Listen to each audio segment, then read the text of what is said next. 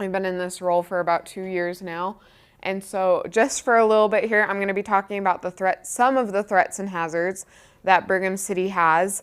This is a fairly short presentation, so feel free to jump in with any questions at any time, especially since we have a small group. So let's dive right into it.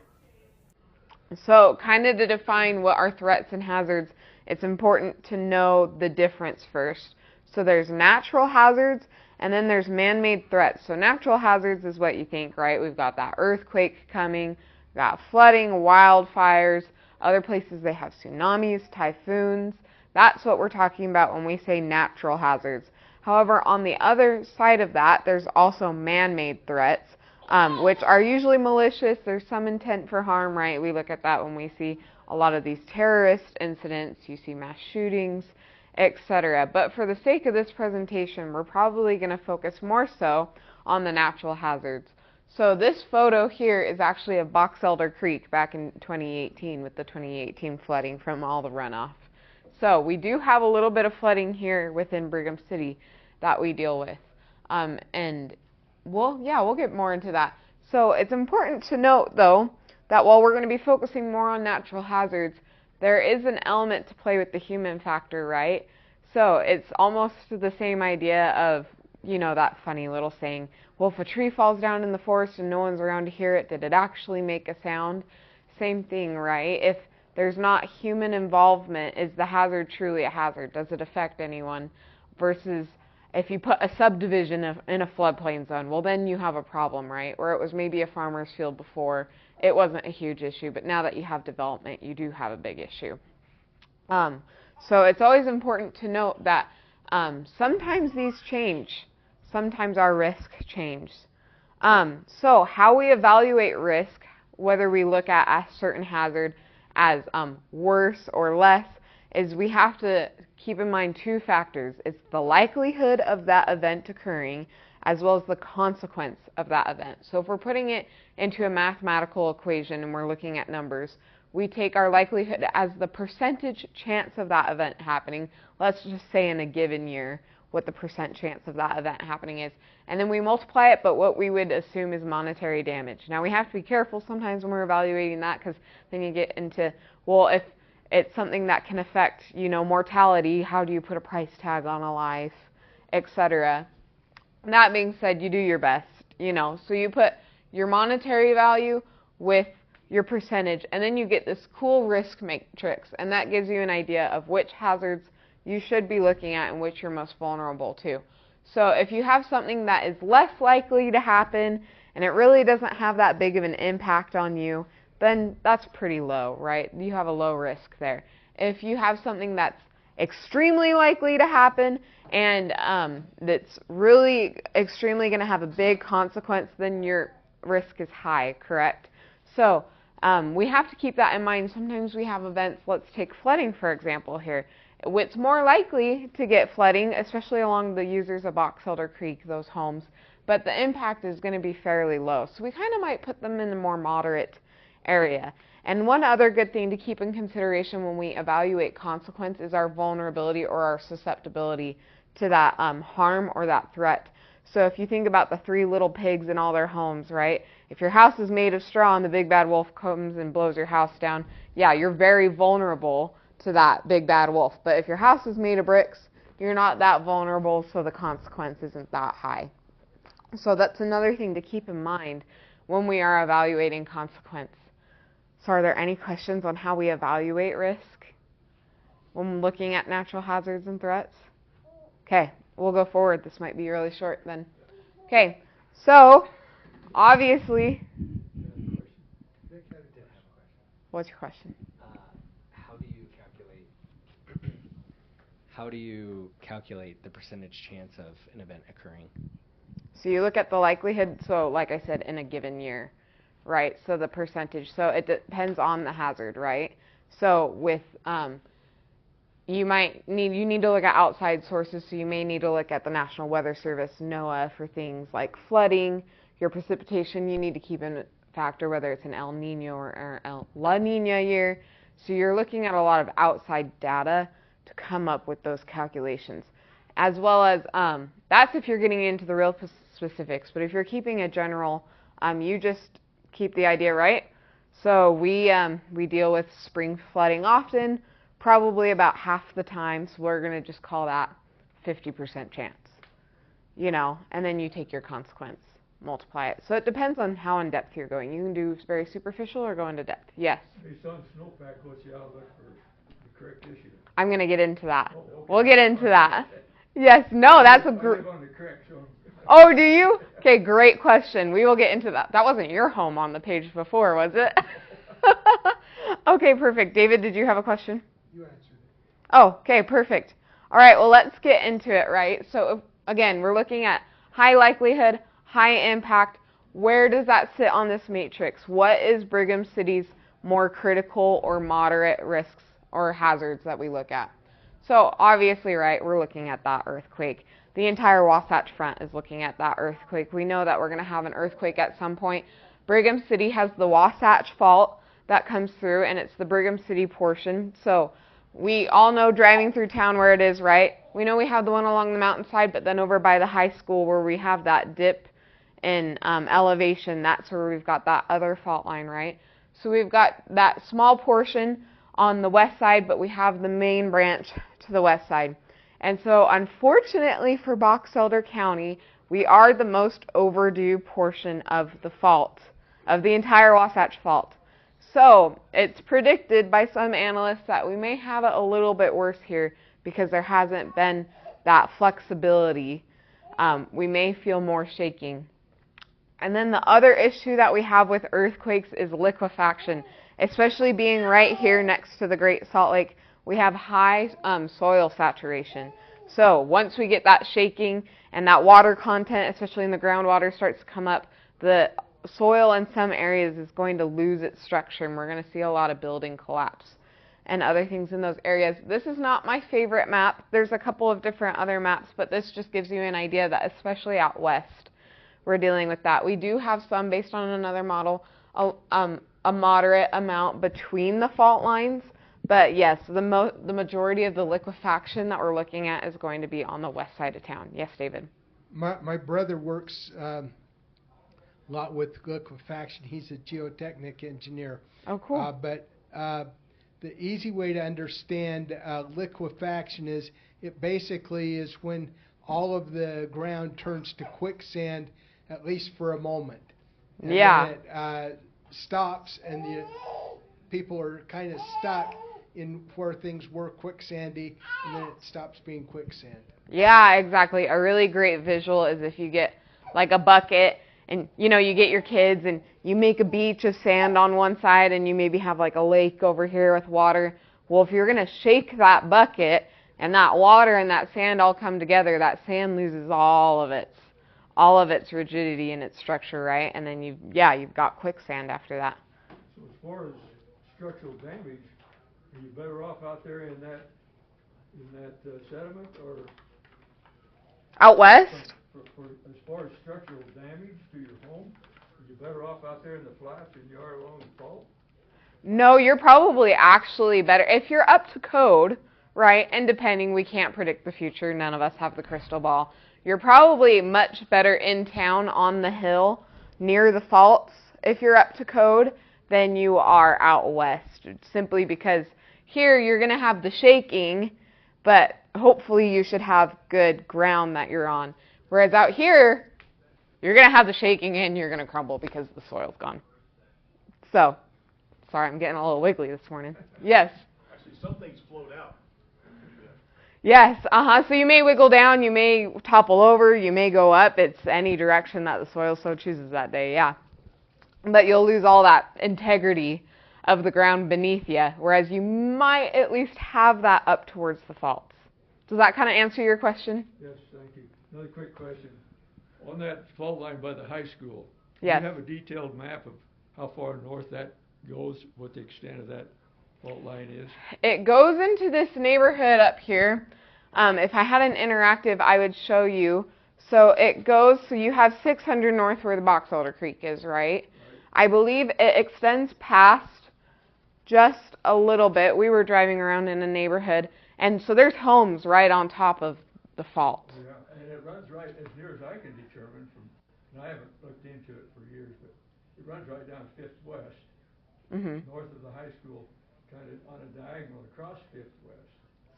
It's a little bit west. South and west. Yes, so because you can especially see, so you follow Fifth West, but right on Fifth West you have that drop on the west side, right? That's the fault right there. And so I'll give you a website after if you want. That's a little bit more interactive and you can zoom in. More details. Yes, I'll give you that afterwards. You can zoom in and see if your house is right on top of it, because there are homes. Yes, there are homes in Brigham City that are right on top of it. My poor husband married the emergency manager, so when we're house hunting, I have to pull up every flood map, every fault map.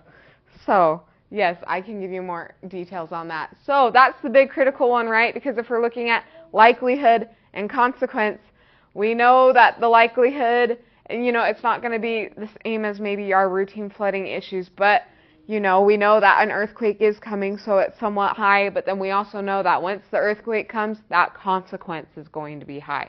So, earthquake and even liquefaction is on the critical end of that risk matrix. Okay, now let's look at flooding. There's different types of flooding, right? So we have rivers, which we might have from a heavy snowpack. So we have Box Elder Creek, right, that comes up from in the mountains over by Manaway, comes down the canyon, and comes through town. So we're going to get some heavier runoff in that creek. We also have on the Bear River, there's dams up north, up towards Logan area. We've got Cutler Dam. And so if we had a dam break, we might see some excess water there as well, especially for some of the development on the west side of town. We have groundwater too. If our soil's very saturated, we may see basements that are getting some percolating or some water in there. And then we have rainfall, right? If we have oversaturated soils or extremely dry and can't absorb, and we have that late summer monsoon, and we just have that flash flood effect as well. We had one back in 2023. It's 2025 now. Yes, 2023. I don't know if you remember, there was even messaging from the city, hey, don't use your gray water or black water, hold off taking a shower because the sewer lift stations were getting overwhelmed by all the water. So we have all those different types of flooding. And so if we look at just on a general year-to-year basis, we know that flooding's probably likely to happen, so it's higher on there, but the consequence is a little bit lower, so we're looking at flooding as more of a moderate. So this year, even though it was an El Nino year, come on in, just find a seat. Okay, no worries. Even though it was an El Nino year, it was a kind of odd El Nino year. We didn't quite get that much precipitation as you typically see in the El Nino years. Even though we had colder weather, we didn't see lots of snowpack in the mountains. So we are actually filling the reservoir again because we don't have any, knock on wood, I shouldn't say have any, but we're not likely to see runoff potential this year. If we had seen it, we probably would have already seen it. Where we've lost most of our snowpack, a lot of the moisture density in the snowpack this year was very low. So the water contents that we saw in the snow. So, yeah, knock on wood, we're not going to be seeing that this year at all. If we had, we would have seen it already. And so, but there are years like 2017 or years previous where we get lots and lots of snow in the wintertime, and then that's all got to come down out of the mountains. So the lucky people that live along Box Elder Creek, right, are going to see more in their yards, potentially their homes, as the creek levels rise up. So when we look at river flooding, we're mostly looking at that along Box Elder Creek here in town, as well as in the rare event that we had a dam emergency with Cutler Dam. But we have so much lead time, how far away we are from that dam, that we wouldn't see much probably down, or we would have enough time to let everyone know to move. So that's what we're seeing as far as river. Groundwater depends on the how much percolates and how the density and saturation we have. And then rainfall, right, if we get those later summer massive rains, and then how the soil is acting. So this left-hand side is that map for the rivers, and then this right-hand side is rainfall. You can see it's a lot of the lower lying areas in Brigham City that are impacted by those rainfall events, whereas rivers, it's kind of hard to see because it's so small on this map, but you can see if you look closely that it's a little thicker along Box Elder Creek there. So we often deal with flooding. I would say that here in Brigham City, that's the #1 event that we are usually working on a year-to-year basis as city employees, is doing the outlooks for flooding, and we've got great people that help out with that at the city. Okay, next, it's not quite as likely, but we do have the susceptibility to wildfire, especially on the outlying areas. So we may see it over on the public lands over here, out towards the refuge. There's a lot of things that factor into wildfire potential. It depends on your fuel management. If you have a very wet spring and you get a lot of vegetation built up, but then it gets really hot and dry in the summer really fast, you're going to see a lot of dry, dead fuel for wildfires. So that's one factor that plays into wildfires, is not only the heat, but the fuel that you have available. Because if you think of that triangle, it's actually a pyramid now. They've got 4 elements, but you think fire, right? You've got your fuel, you've got the heat, and you've got oxygen, or in your ignition, all in there. So that's what we're looking at. The problem with wildfire potential, though, with any natural hazard, is there's always the chance of a snowball effect. You know, it doesn't just stop there. So if you have a wildfire, it may damage the soils.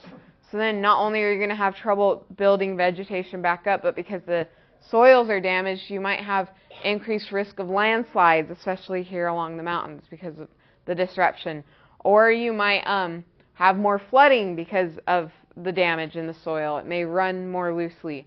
So when you're looking at wildfires, along with other things, you may need to look at the snowball effects of what can happen after that. So that's wildfire.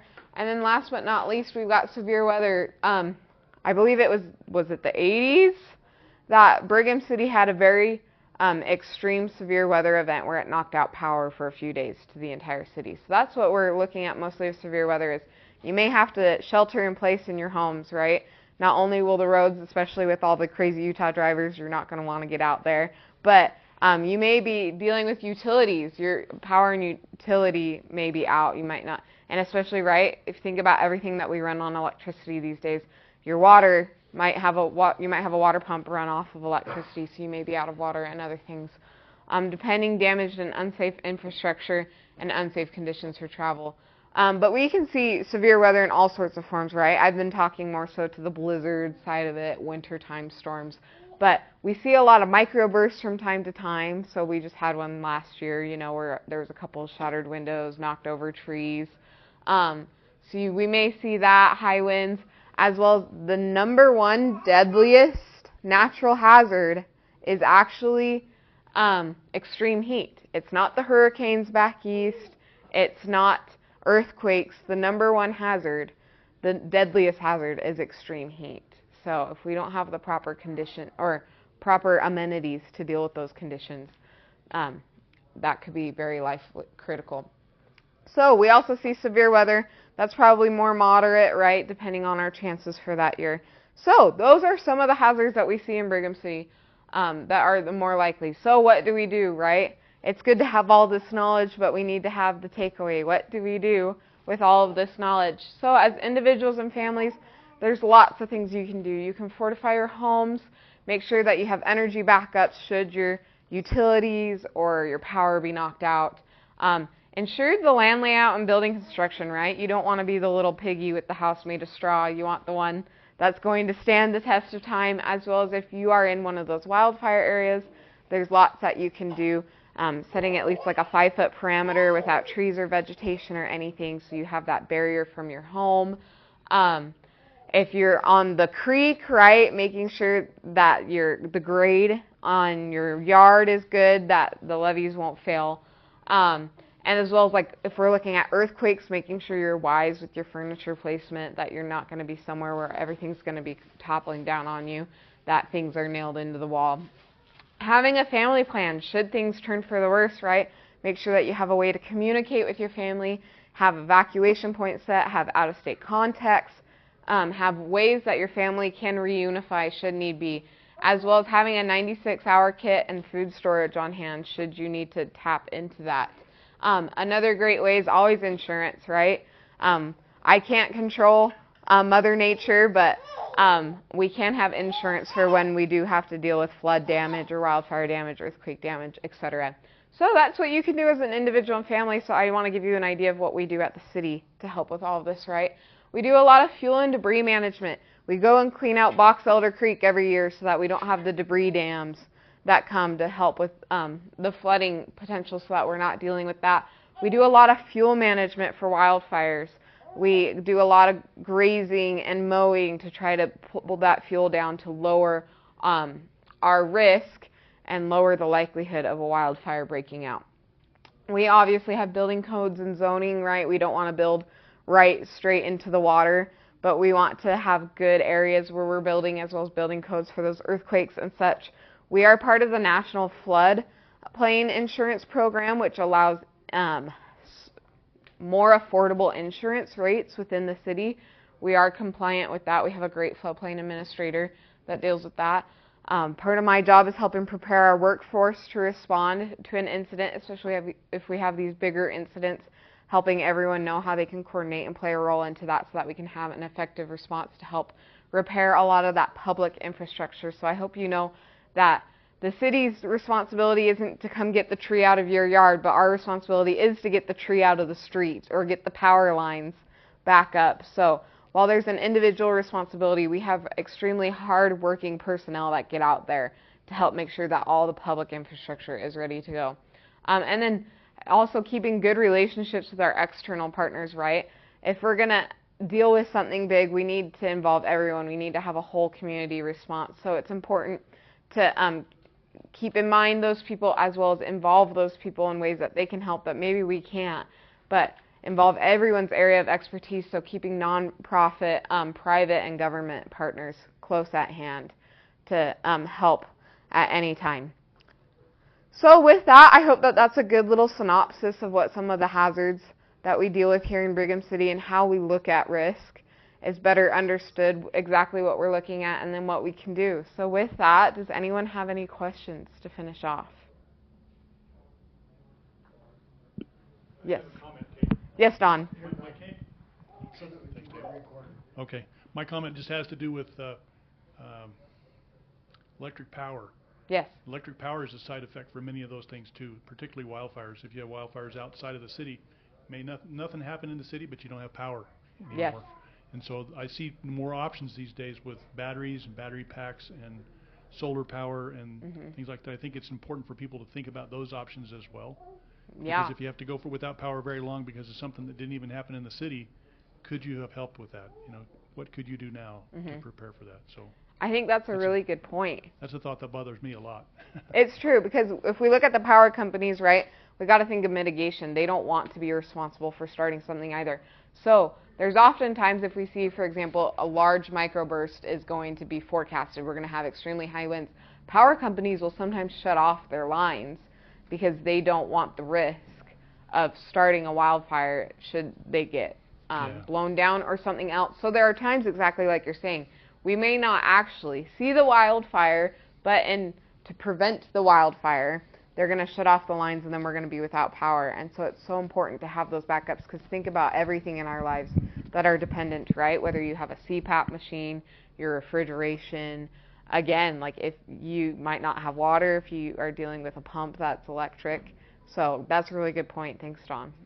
It's important to keep in mind. Okay.